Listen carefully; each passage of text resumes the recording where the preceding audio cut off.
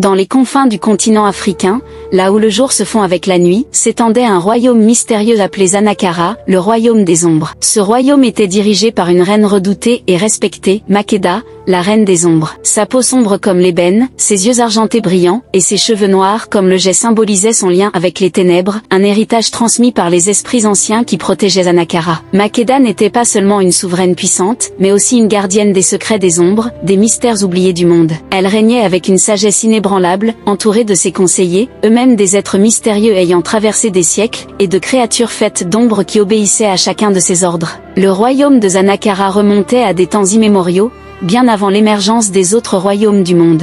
Ses premiers habitants avaient scellé un pacte avec les esprits des ombres, leur offrant leur allégeance en échange d'une protection contre les invasions étrangères et les calamités naturelles. Grâce à ce pacte, Zanakara prospéra, restant invisible aux yeux du monde extérieur, sauf pour ceux assez téméraires pour s'aventurer sur ces terres. Pendant des millénaires, le royaume se tint à l'écart des conflits mondiaux, préférant l'isolement à l'expansion.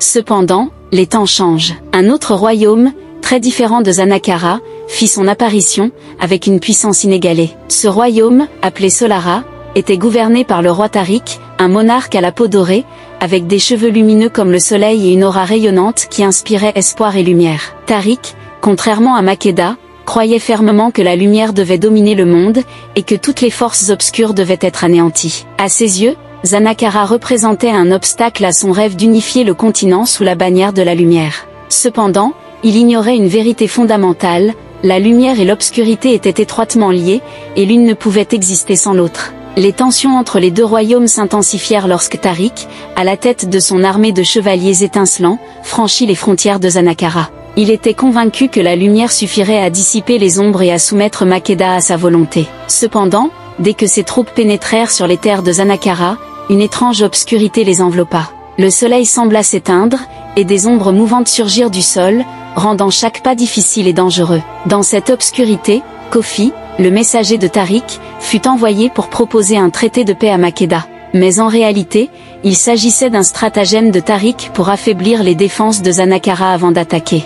Makeda, bien qu'intriguée par la proposition, devina rapidement les véritables intentions de Tariq. Elle accepta néanmoins de rencontrer Kofi, y voyant une opportunité d'en apprendre davantage sur les plans de son adversaire.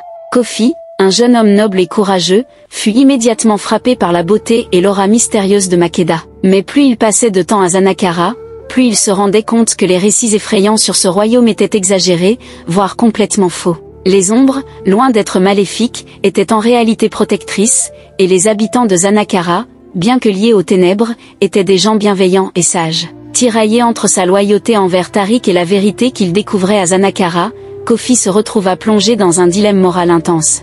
Pendant que Kofi explorait les mystères de Zanakara, Tariq préparait minutieusement son attaque. Cependant, il ignorait qu'il n'était pas le seul à nourrir des ambitions pour le trône de Solara. Son frère cadet, Malik, avait secrètement développé une haine profonde pour Tariq, jaloux de son pouvoir et de la reconnaissance qu'il recevait. Malik voyait dans la guerre contre Zanakara une opportunité en or pour trahir Tariq et s'emparer du trône pour lui-même. Malik s'allia discrètement avec des sorciers exilés, des êtres autrefois bannis de Solara pour avoir pratiqué des arts obscurs et interdits. Ensemble, ils élaborèrent un plan diabolique pour affaiblir Tariq de l'intérieur tout en prétendant le soutenir. Ils envoyèrent des espions dans les rangs de l'armée de lumière, diffusant des rumeurs et semant la discorde parmi les troupes loyales à Tariq. Pendant ce temps, à Zanakara, Makeda commençait à développer une affection pour Kofi. Elle voyait en lui non seulement un émissaire de paix, mais aussi un potentiel catalyseur de réconciliation entre les deux royaumes. Elle l'invita à explorer les profondeurs de Zanakara, où les esprits anciens lui révélèrent une prophétie ancestrale. Un jour viendrait où la lumière tenterait de dominer les ombres, mais un héros issu des deux mondes émergerait pour unifier les royaumes. Le jour de l'affrontement arriva. Tariq, ignorant les plans machiavéliques de son frère Malik, marcha sur Zanakara avec toute la puissance de Solara. L'armée de lumière, équipée de boucliers étincelants et d'épées lumineuses, semblait invincible. Mais Makeda était prête. Elle avait invoqué les esprits anciens et les créatures des ombres, transformant le champ de bataille en un labyrinthe de ténèbres mouvantes. Les deux forces se heurtèrent avec une violence inouïe. Les éclairs de lumière perçaient les ombres profondes, créant des explosions d'énergie pure. Tariq, brandissant l'épée de lumière, chercha à affronter Makeda directement, convaincu que la clé de sa victoire résidait dans l'anéantissement de la reine des ombres. Cependant, À l'instant crucial, Kofi, ayant compris la vérité derrière cette guerre absurde, se dressa entre les deux souverains. Il tenta de raisonner Tariq, lui expliquant que la lumière et les ombres étaient des forces complémentaires et qu'elles devaient coexister pour maintenir l'équilibre du monde. Mais Tariq, aveuglé par son ambition et son désir de domination, refusa d'écouter. C'est alors que Malik révéla sa trahison. Profitant de la distraction de Tariq, il le poignarda dans le dos avec une lame imprégnée de magie obscure, volée aux sorciers exilés. La blessure était mortelle, mais avant que Tariq ne succombe, il libéra une dernière vague de lumière dévastatrice qui engloutit tout sur son passage. Makeda, voyant la destruction imminente de son royaume bien-aimé, invoqua toute sa puissance pour protéger Zanakara. Elle créa une barrière d'ombre autour de son peuple, mais le choc des deux énergies la plongea dans un état comateux, laissant Zanakara vulnérable et sans défense. Des mois passèrent. Zanakara était plongé dans un silence oppressant.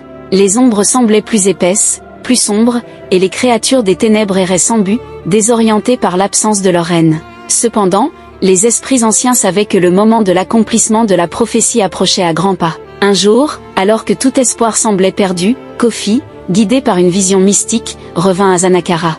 Il trouva le corps inerte de Makeda, mais entouré d'une aura d'ombre protectrice. Suivant les instructions des esprits anciens, il plongea l'épée de lumière de Tariq dans le cœur de Makeda. À la surprise de tous, l'épée, au lieu de la détruire, fusionna avec son essence, ravivant la reine.